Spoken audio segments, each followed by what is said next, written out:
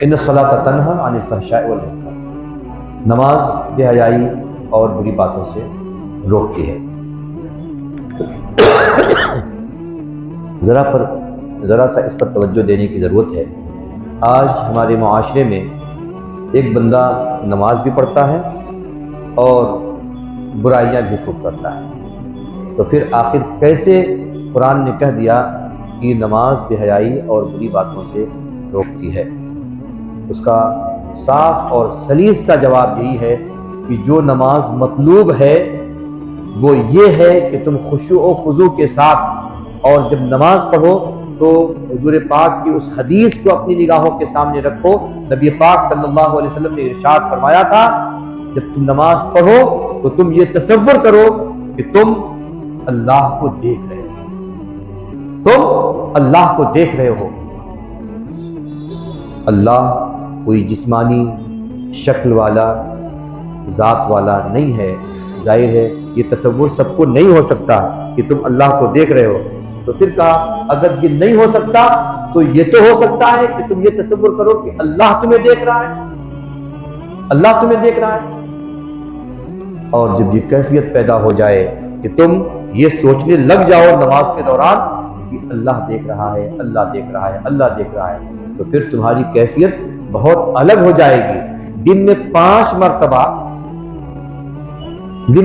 مرتبہ اس کیفیت کے ساتھ تم نماز کے لیے جب آؤ گے، اور جیسے ہی تم نے نیت بانی اللہ اکبر، تمہارے دل میں یہ خیال آئے گا اللہ دیکھ رہا ہے، اللہ دیکھ رہا ہے، اللہ دیکھ رہا ہے، اور تم مومن ہو۔ بتاؤ، صبح کی 4 رکعت میں، دوپہر کی 12، پھر 8، پھر 7، پھر 17، اور اگر تراویح ہے تو مزید 20۔ بتاؤ اتنی ساری رکعتوں میں، اور ہر 2-5 گھنٹے کے بعد اگر تمہارے ذہن میں یہ بات آتی رہے اللہ دیکھ رہا ہے، اللہ دیکھ رہا ہے، اللہ دیکھ رہا ہے، تو پھر جیسے ہی تم باہر جاؤ گے، کیا تم کسی سے جھگڑا کرو گے؟ کسی کو گالی گلوچ کرو گے؟ کسی کا مال غبن کرو گے؟ نہیں۔ کیوں؟ اس لیے کہ وہ جو کیفیت آپ کے اندر نماز کو پیدا کرتی ہے، اللہ دیکھ رہا ہے، اللہ دیکھ رہا ہے، اللہ دیکھ رہا ہے، کسی کے گریبان پر ہاتھ ڈالنے سے پہلے آپ 100 بار سوچو گے اللہ دیکھ رہا ہے، اللہ دیکھ رہا ہے۔ بتاؤ اگر اس طرح کی نماز پڑھی گئی تو کیا انسان کی حیائی اور برائی سے رکے گا یا نہیں؟ یار 1 مہینہ آدمی روزہ رکھتا ہے اللہ کی طرف سے، صحیح بات ہے، روزہ رکھتا ہے، 1 دن 2 دن تک جب تک عادت نہیں رہتی ہے، کوئی ایسا ہوتا ہے کہ عادت نہ ہونے کی وجہ سے پہلے دن دوسرے دن بھول کر پانی پی لیا، بھول کر کچھ کھا لیا، 1 دن 2 دن ہوتا ہے، لیکن اس کے بعد ایسی عادت ہو جاتی ہے کہ سب کچھ موجود ہے لیکن بھول بھی نہیں کھانا ہوتا ہے، کیونکہ اس کی عادت میں آ گیا۔ 1 مہینے میں یہ عادت پیدا ہو جاتی ہے، اور یہ عادت کو 3 دن کے اندر ہی ہو جاتی ہے۔ تو بتاؤ اگر انسان سال کے 365 دن میں اسی کیفیت کے ساتھ کہ اللہ دیکھ رہا ہے، اللہ دیکھ رہا ہے، اللہ دیکھ رہا ہے، اس کیفیت کے ساتھ رہے گا، بتاؤ باہر نکلے گا، کسی کے ساتھ کچھ بھی معاملہ کرنا ہوا تو اس کے دماغ میں نہیں آئے گا اللہ دیکھ رہا ہے، اللہ دیکھ رہا ہے، اللہ دیکھ رہا ہے۔ جب اس طرح سے نماز ادا کی جائے گی تب جا کر اس آیت کا صحیح مصداق اور مفہوم سمجھ میں آئے گا، جو اللہ نے ارشاد فرمایا ان الصلاۃ تنہی عن الفحشاء والمنکر، رب کائنات کی عطا کردہ یہ نماز بے حیائی سے روکتی بھی ہے اور برائی سے دور بھی کرتی ہے۔ شرط یہ ہے کہ خشوع خضوع اور جو کیفیت نماز پر بتائی گئی ہے حضور پاک صلی اللہ علیہ وسلم کی طرف سے، اس کیفیت کے ساتھ آدمی نماز کی ادائیگی کا پابند ہے۔ اللہ رب العزت ہم سبوں کو صحیح معنوں میں نماز کی ادائیگی کرنے کی توفیق نصیب فرمائے۔ رب کائنات نے جہاں عبادتوں کا ذکر کیا، معاملات کا ذکر کیا، اور اسی کے ساتھ ساتھ یہ دیکھ کر کل نفس ذائقۃ الموت، ہر انسان کو موت کے مرحلے سے گزرنا ہے۔ نہ جانے کتنے رستم آئے، نہ جانے کتنے پہلوان آئے، وہ جو کبھی شیروں سے لڑ جاتا تھا اور شیر بھی اس کے سامنے کی दुख नीचे करके चला जाता था, ये तो मुझसे भी ज्यादा जोर आवाज है। वो जो हाथियों की चिंगाड़ को अपनी पैर में रख लेता था और हाथी चिंगाड़ते हुए भी अपना रास्ता बदल दिया करता था, नहीं ये तो मुझसे भी ज्यादा जोर आवाज है। वो जो न जाने क्या क्या था, लेकिन अल्लाह ने उसके लिए भी मौत रखी। वक्त का सुल्तान था, वक्त का बादशाह था, वक्त का बड़ा था, वक्त का सिकंदर था, सब कुछ था, लेकिन उसके ऊपर तो अल्लाह का वक्त नाज़िल होना था और उसे ही मौत से बदलने के लिए उसने सोचा था कि हम ये कर लेंगे, ये कर लेंगे, ये कर लेंगे, लेकिन मौत ने जब दस्तक दी तो फिर किसी एक लम्हे की फुर्सत नहीं थी और कह दिया गया अब मलकुल मौत आ गए हैं, अब एक लम्हे की भी फुर्सत नहीं होगी। और ये आयत करीमा एक बार नहीं आई है, एक बार नहीं आई है, ये आयत करीमा चंद बार कुरान मुक़द्दस में आई है। और अगर मैं जरा तरकीब बताऊं तो आपको पता चलेगा कि हर 10 पारे के अंदर एक बार आई, हर 10 पारे के अंदर। पहले चौथे पारे में आ गई, इंसान को अल्लाह ने वार्न किया, पहला 10 पारा पढ़ो, ठीक है, वो जो नफ्स है। फिर अल्लाह रब्बुल इज्जत ने यही आयत करीमा से एक आयत करीमा वो जो नफ्स है 17वें पारे में, दूसरे 10वें पारे के अंदर 17वें पारे में, और फिर इंसान गाफिल न हो जाए 21वें पारे के दूसरे पेज में फिर इरशाद फरमाया जाहिर बात है जिस चीज को इंसान के जहन में बैठाना हो उस चीज को बार बार कहा जाता है ताकि जहन में बैठ जाए, भूले न इंसान। अल्लाह चाहता है कि इंसान के जहन में दिमाग में ये बात हमेशा रहे, मरना है, मरना है, मरना है, मरना है, अल्लाह के यहाँ जाना है और गुजरना है।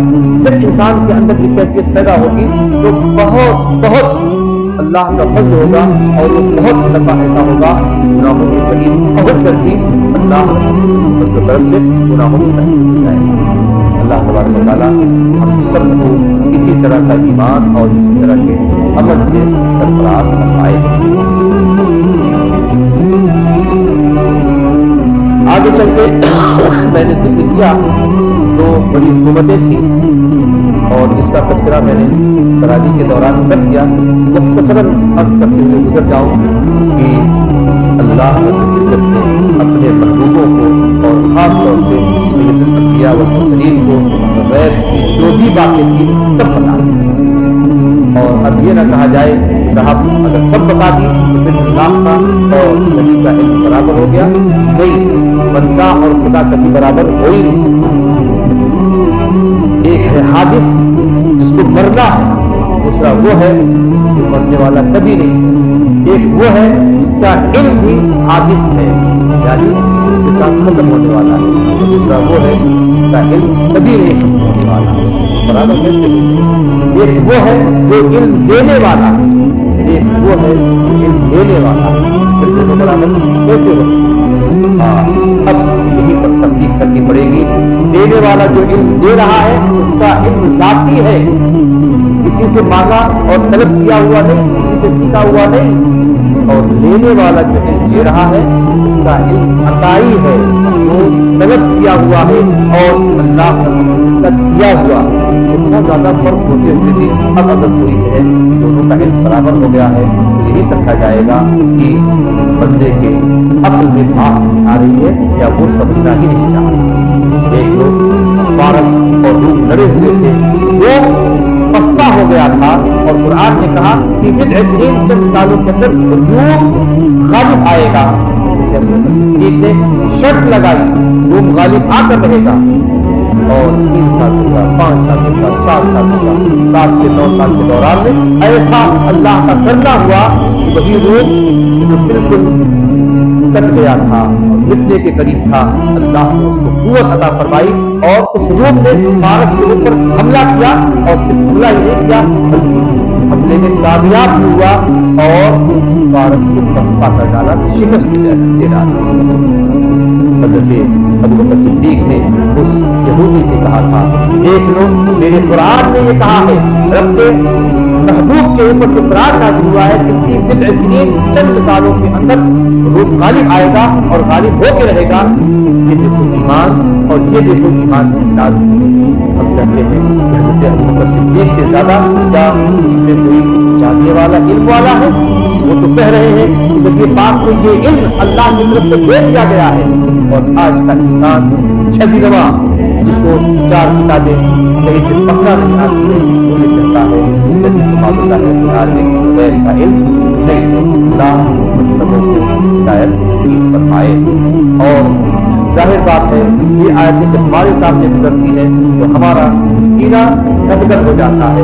دیکھو اللہ کے محبوب کا کس عظیم الشان انداز سے تذکرہ ہو رہا ہے، آپ کے ذکر کا ذکر ہو رہا ہے، آپ کے قادر ہونے کا ذکر ہو رہا ہے، آپ کے اللہ عظیم مخلوق ہونے کا ذکر ہو رہا ہے۔ اور ہم بھی کہتے ہیں تم چاہو حضور کا ذکر گر جائے نہیں مٹے گا، واللہ نہیں پیاری بات ہے، رہے گا یوں ہی ان کا چرچا رہے گا، بڑے خواب ہو جائے چل جانے والے اور مٹ گئے مٹتے ہیں مٹ جائیں گے آقا تیرے۔ یہ جاہل لوگ کبھی حضور کی شان کی گستاخی کر کے سوچتے ہیں حضور کا ذکر مٹا دیں گے۔ ارے تم کس ایک کی موجی ہو صاحب، تم کو تو اگر تم بندہ 4 بندہ مل کر پیشاب کر دے تو تم پیشاب دے سکتے ہو، لیکن ہم اپنے پیشاب کو بھی اتنا احترام دیتے ہیں کہ تمہارے اوپر پیشاب بھی نہیں، ہمارا پیشاب بھی تمہاری ذات سے زیادہ ملتا ہے، پیشاب بھی تمہارے اوپر نہیں کرنے جا رہے۔ تم ایسے یونانی کے کیڑے ہو، تم مرو گے تب تمہارا انجام دیکھا جائے گا۔ اور پھر ایسے لوگوں کو قرآن نے حرامی کہہ دیا ہے تو پھر حرامیوں کو کیا لگے؟ ان کا انداز وہی ہوگا جو ولید بن مغیرہ کا ہوا تھا، اور دنیا دیکھے انہوں نے بھی اپنے پاس شان کامیاب کی ہے۔ وقت آئے گا تو پھر ان کا انجام بہت برا ہونے والا ہے، برا ہونے والا ہے۔ امام اہل سنت نے اسی کی طرف اشارہ کرتے ہوئے ارشاد فرمایا تھا مٹ گئے مٹتے ہیں مٹ جائیں گے آقا تیرے، نہ مٹا ہے نہ مٹے گا کبھی چلتا رہنا۔ حضور کا ذکر کبھی نہیں مٹے گا، کبھی نہیں مٹے گا۔ میں ایک تحقیق پڑھ رہا تھا کہ دنیا میں اللہ رب العزت کی مشیت یہ ہے کہ کہیں نہ کہیں پوری دنیا پورے گلوب پہ کہیں نہ کہیں ہر وقت اذان ہوتی ہے۔ انڈونیشیا کی اذان شروع ہوتی ہے اور پھر اس کے علاقے سے آگے بڑھیے انڈیا میں آگے، انڈیا کے بعد آگے پاکستان اور عراق کے بعد اور دوسرے ممالک ہوتے اور آگے بڑھ جائیے امریکہ دوسرے علاقے، اور جون کو پھر آ جائیے پھر ایک مرتبہ آسٹریلیا۔ آپ کو پتا ہے کہ ہم اور آپ اس وقت 11 بج رہے ہیں اور 11 بجے تراویح کے بعد درس میں بیٹھے ہوئے ہیں، لیکن میرے پاس جو گھڑی ہے اور موبائل کے اندر میرے پاس جو گھڑی ہوتی ہے میں اس میں انڈیا کے ساتھ کینیڈا کا بھی ٹائم رکھتا ہوں، دونوں ٹائم ایک ساتھ چلتے ہیں۔ جب ہم یہاں افطار کرنے کے لیے بیٹھے ہوئے ہوتے ہیں تو ہمارے پاس دوست کا فون آتا ہے، ہاں الحمدللہ ہم لوگ سحری کر کے ابھی بچے نہیں جا رہے۔ ہم جب سحری کر رہے ہوتے ہیں تو کوئی بندہ کہتا ہے چلو بھائی اب تو تراویح کا وقت ہے۔ ایسا کیسے؟ اللہ نے ایسا نظام بنایا ہے کہ اے لوگوں تم سوچتے ہو کہ مصطفیٰ کا ذکر مٹ جائے گا؟ نہیں، جب تک اذان باقی رہے گی مصطفیٰ کا ذکر ہوتا رہے گا۔ اشہد ان محمد رسول اللہ کا اذان میں نہیں آتا ہے؟ کوئی بغیر حضور کا نام لیے ہوئے اذان پڑھ لے تمہاری اذان بھی نہیں پوری ہو سکتی ہے۔ کوئی جو بغیر حضور کا نام لیے ہوئے نماز پوری کر لے؟ التحیات للہ والصلوات والطیبات، السلام علیکم ایھا النبی، نبی کا تذکرہ کیے ہوئے، اللہم صلی علی محمد، حضور کا تذکرہ کیے ہوئے، کسی کی نماز نہیں، کسی کا روزہ نہیں۔ میں تو کہتا ہوں عبادتیں اگر مقبول ہوتی ہیں تو نہ خدا وہ حضور کے نام کے صدقے میں، تو حضور کا نام مٹانے چلے تھے۔ یہاں تو اللہ نے پورے عالم کو ایسا سرکولیٹ کیا ہے، اس طرح سے سرکل میں رکھا ہے کہ ہر وقت اذان ہو رہی ہے۔ ایک مقام سے اذان شروع ہوتی ہے، دوسرے مقام پر، تیسرے مقام پر. ابھی ہم فجر کی اذان چلتی رہتی، چلتے چلتے چلتے چلتے ظہر کا وقت آتا ہے، ظہر کا وقت یہاں آیا اور اگلے مقام پر عصر کا وقت ہو گیا، اگلے مقام پر مغرب کا وقت ہو گیا. کبھی نہ کبھی اذان چلتی ہے. بتاؤ جب تم اذان نہیں مٹا سکتے، یہاں چاہے جتنا سوال بچا لو، اذان نہیں دیں گے، دیں گے، اذان پہ پابندی کر دیں گے، یہ کر دیں گے، وہ کر دیں گے، لیکن الحمدللہ اذان بند ہونے والی چیز نہیں ہے. ہم نے تو وہ بھی تعریف پڑھی ہے. ایک وقت جب یزید ملعون نے نبی پاک صلی اللہ علیہ وسلم کی مسجد نبوی پہ حملہ کیا تھا، تعریف پڑھی ہے 3 دنوں تک مسجد نبوی کے اندر اذان نہیں، 3 دنوں تک مسجد نبوی کے اندر اذان نہیں ہوئی تھی. لیکن ایک صحابی حضرت سعید ابن مسیب یا تابعی تھے، وہ مسجد میں آتے تھے اور وہ خود کہتے تھے میں حضور کی قبر انور کے پاس بیٹھ جاتا تھا، جب اذان کا وقت آتا تھا مجھے اذان کی آواز سنائی.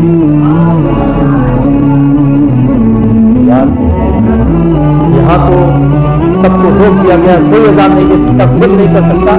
یار جو اپنی قبروں سے اذان دے رہے ہیں ان کو تم کیسے روکو؟ جو اپنی قبروں سے نبی کو یاد کر رہے ہیں ان کو کیسے روکو؟ ہمارا ایک سیل رواں تو تم سے رکتا نہیں ہے. میں خدا کہتا ہوں یہ جو جھنڈ میں آ کر ہمارے بچوں پر حملہ کرتے ہو، جھنڈ میں آتے ہو نا، ہم تو کہتے ہیں جھگڑا نہ کرو، لیکن اگر تمہارے اندر ذاتی پاور ہے اور واقعی تمہاری ماں نے دودھ پلایا ہے، جھنڈ میں مت آؤ.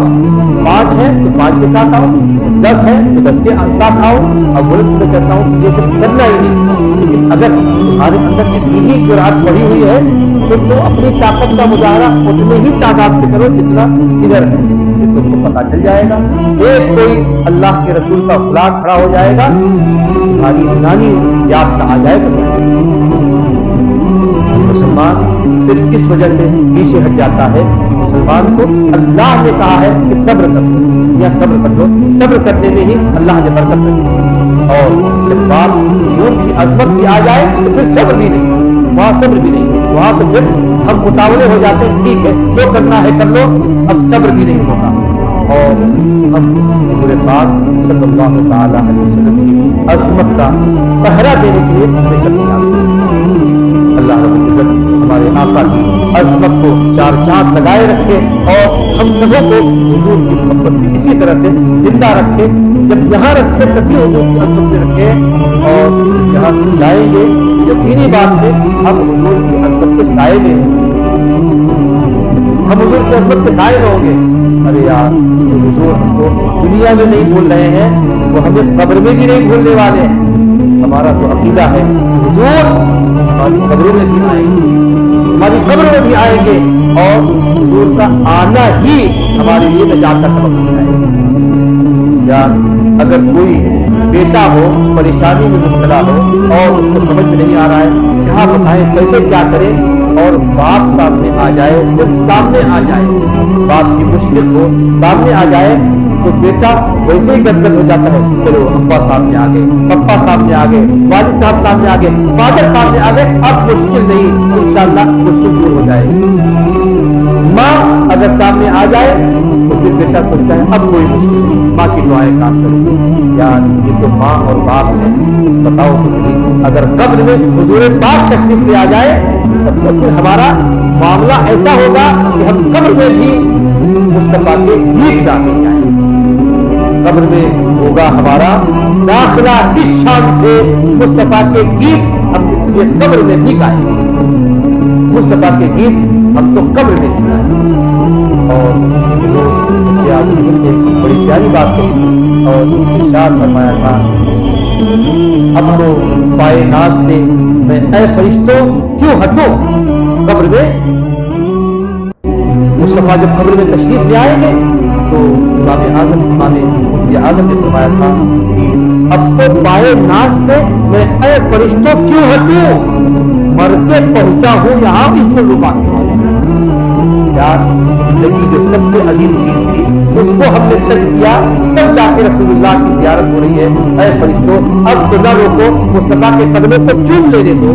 اور مصطفیٰ کریم ایسے قریب جو ان کا ہوگا وہ فرشتوں سے بھی کہیں گے اے فرشتوں یہ تو تیرا ہے، یہ یہ تو میرا اپنا ہے اور حضور کی سفارش ہو جائے تو فرشتے بھی کہیں گے حضور اگر آپ کا بندہ غلام خادم ہے تو پھر اس کا بیڑا پار ہوگا، اور فرشتے یہ کہہ کے وہاں سے چلے جائیں گے اے بندے کیا اللہ نے تیرا سوال اور جواب آسان کیا اور تم ایسے ہی سو جاؤ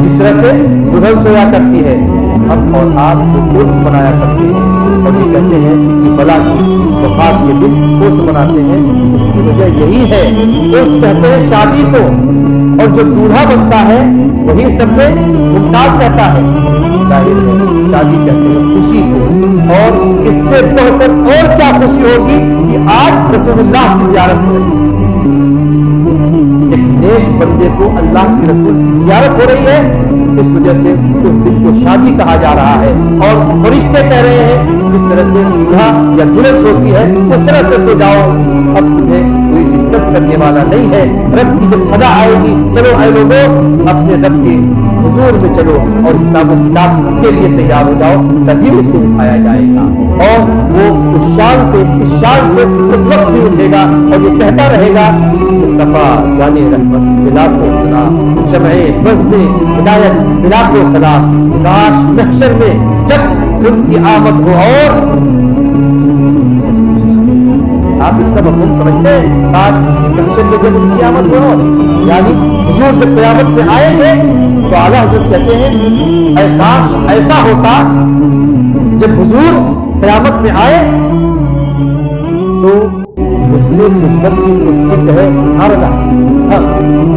ہوتا ہے نا کہ کوئی آنے والا ہے اور کسی کو تیار کر کے رکھا گیا ہے تو اسے آئے تو اسی وقت پڑھنا ہے، پہلے نہیں پڑھنا ہے، مصطفیٰ کریم آنے والے پہنچ گئے، جیسے ہی داخل ہوئے اعلیٰ حضرت سے حضرت جبریل علیہ السلام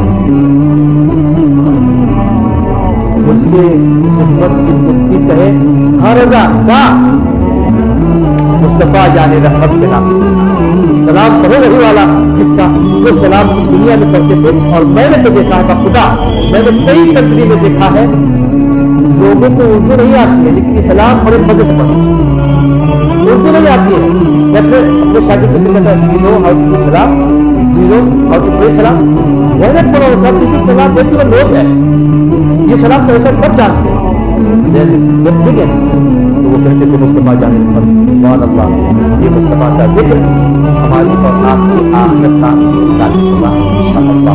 رب کائنات کی بارگاہ میں دعا ہے رب کریم ہماری اور آپ کی حفاظت فرمائے، اور ہم سبوں کو حضور کی محبت کے ساتھ زندگی اور حضور کی محبت کے ساتھ ہی اس دنیا سے ہم سبوں کا سفر آخرت نصیب فرمائے۔ ان اللہ و ملائکتہ یصلون علی النبی یا ایھا الذین آمنوا صلوا علیہ وسلموا تسلیما، اللهم صل علی سیدنا و شفیعنا و حبیبنا و بارک وسلم، صلاۃ و سلام علیک یا رسول اللہ صلی اللہ تعالی علیہ وسلم، سبحان ربک رب العزۃ عما یصفون وسلام علی المرسلین والحمد للہ رب العالمین۔ ایک سے وہی سلام رضا مصطفیٰ جانے